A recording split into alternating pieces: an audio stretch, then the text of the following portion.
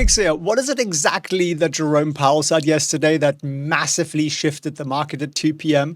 and has completely changed the expectations until year end? I want to make sure you fully understand that, as well as a couple of other super important points that will influence the markets going into this glorious October, an election October, which typically means it's a very, very choppy month. So a few warnings, a trade idea at the end, and hopefully a ton of value. So stick around, smash the you know what, and let's go straight into it. I'm super excited that our project that we've been working on for like a year and a half, plus about 10 years before that, me on my own, which is called Trends AI. It's an indicator that is tremendously outperforming buy and hold across a lot of major stocks, the S&P and everything else. Say Meta, if you bought that at the beginning of 2022, you'd be up 49%, right? We're up 175%. Tesla, you'd be down 44%. I know it sucks being a long-term Tesla shareholder these last 2 years.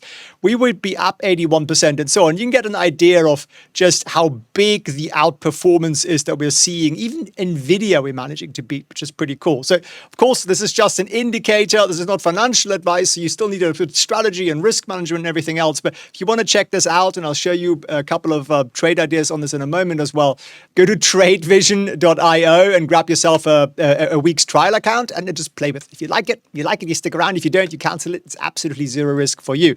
But let's get into the market. GREE is back. We couldn't afford the D today. It's an expensive D. Yes, we're back in greed.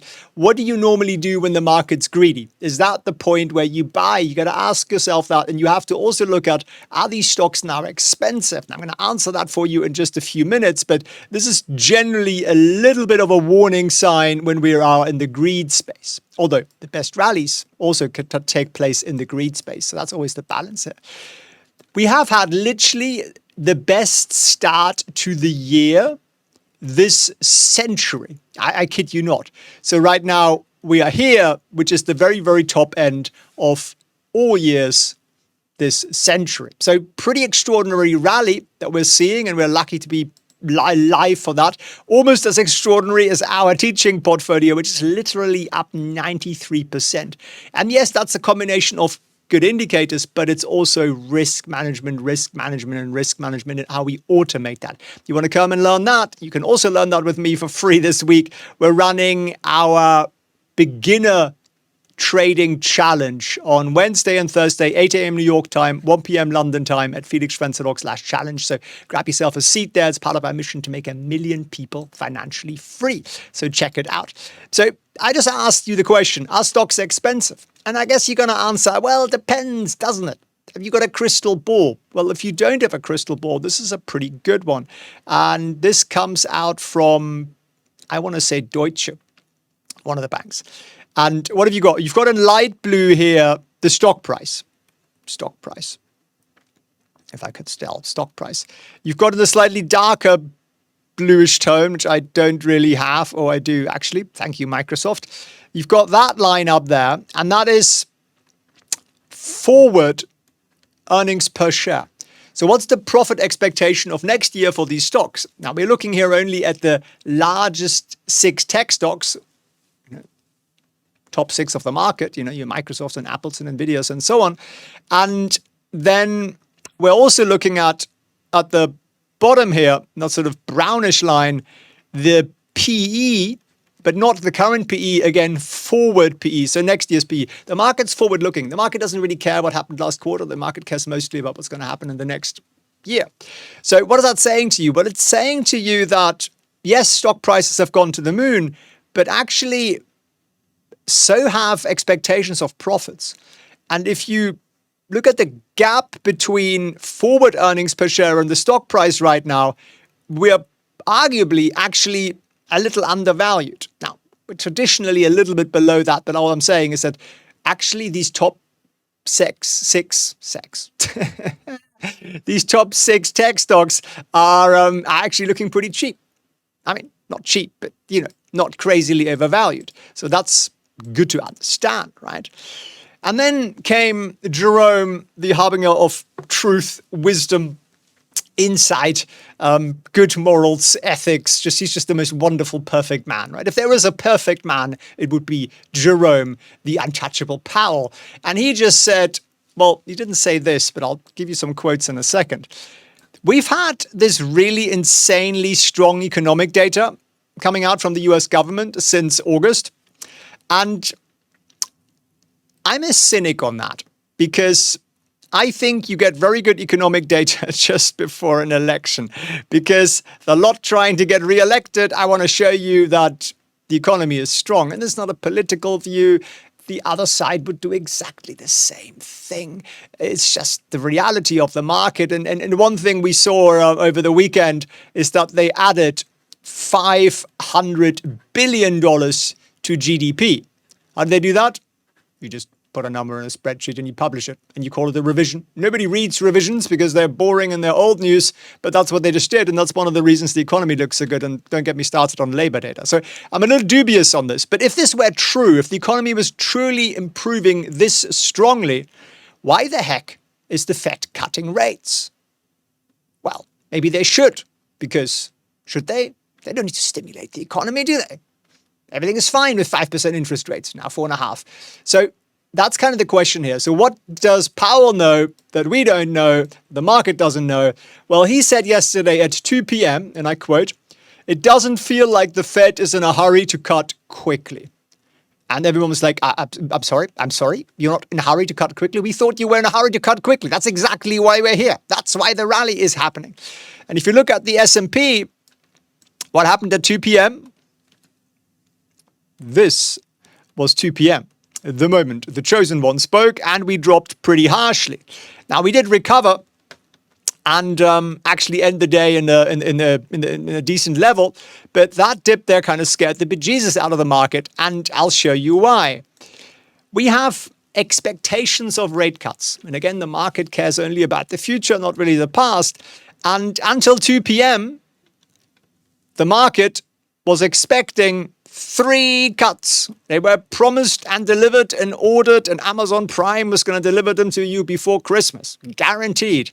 And after Powell has spoken, we're now only expecting 2 and a bit cuts.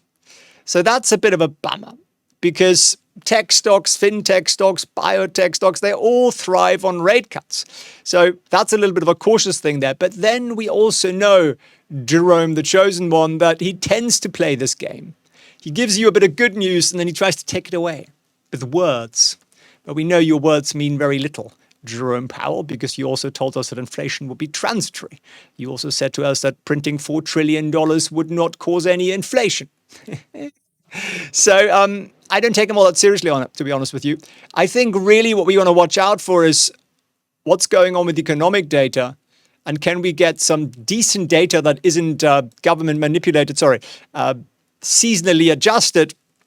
One data point this week comes from the ADP, which is a private company that I'm actually a shareholder of, and they publish jobs data. So watch out for that, perhaps a little bit more than the non-farm payroll data that Biden publishes.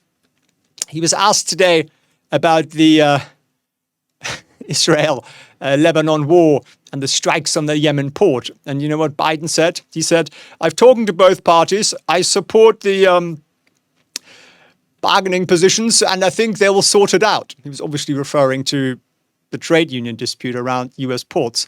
But then, you know, he's half retired, right? Half his mind is also retired. And again, the Democrats viewing this are going to go, "Felix, Republican." No, I don't have to vote. I don't have to care. I just nail it down and narrow it down to how it affects my money. Yeah, that's it, really. So what could be the trade of the century here then today? Well, there are 2 things that have worked very, very, very, very nicely together. And that is, one, in green with envy, you've got basically global liquidity. What's global liquidity? Think of it as all the money in the world, and money gets generated by central banks printing money and banks lending it out again and again and again and again. It's a round and round sort of thing. And then you've got in blue, Bitcoin. Yeah, very simple, Bitcoin. And you might be thinking, "Oh God, Felix is becoming a kryptonite person." Well, there could be something in this. So let me walk you through it.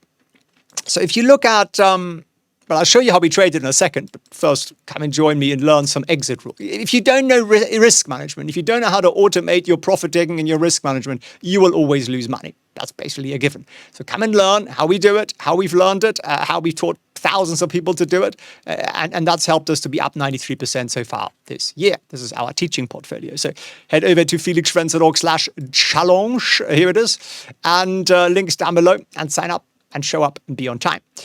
Now, there are a couple of ways of trading Bitcoin. One, you could buy Bitcoin. I know, revolutionary, right? But what's a little bit the problem with it, and what's also the good thing? Well, just connect, when you see a chart like this, connect the tops of all the tops, right? Straight line. And what do you see? Well, it's going down. It's not brilliant.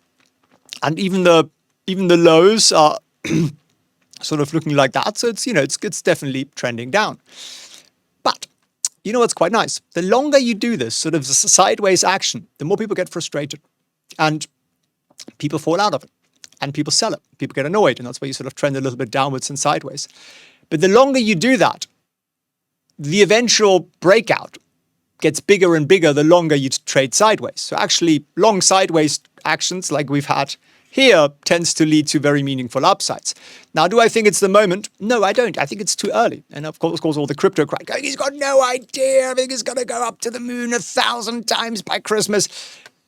Now, there is another options. Again, my spelling today fails me.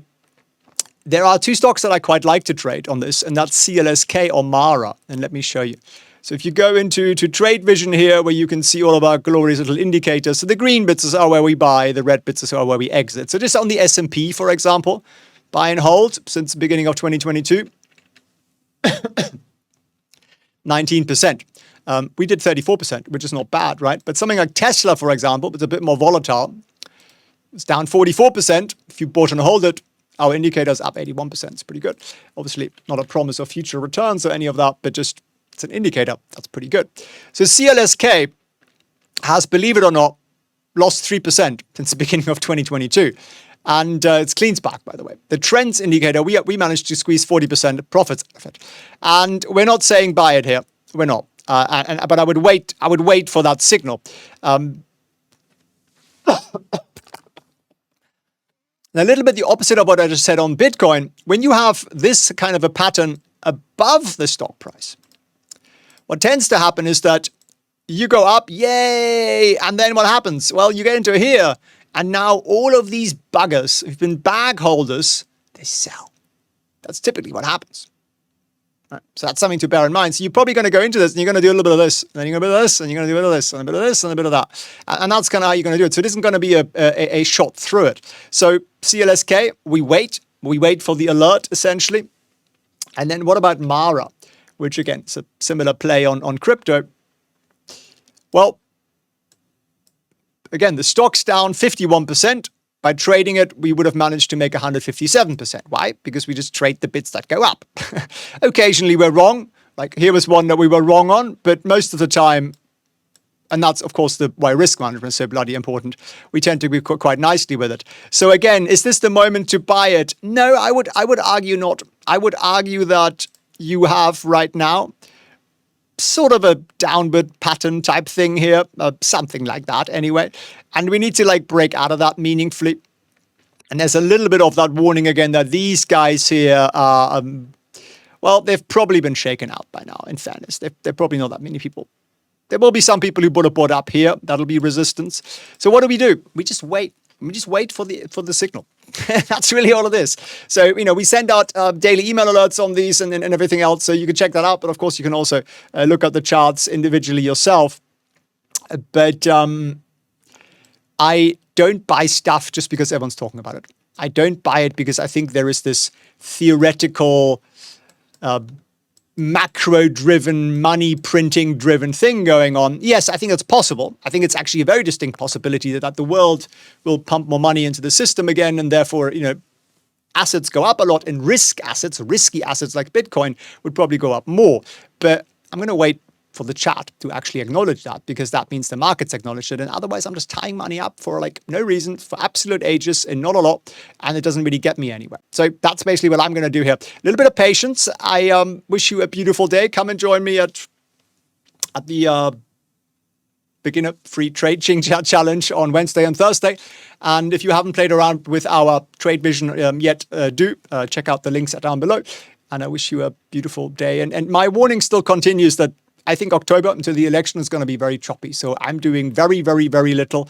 I've got a couple of trades open, but not a lot. And we're just being super cautious. That's the best thing to do with your money, in my humble opinion. What if I told you there's a fintech stock that could triple your money in just 2 to 3 years? SoFi, currently trading under $8, is projected to hit $25 to $30 per share by 2026.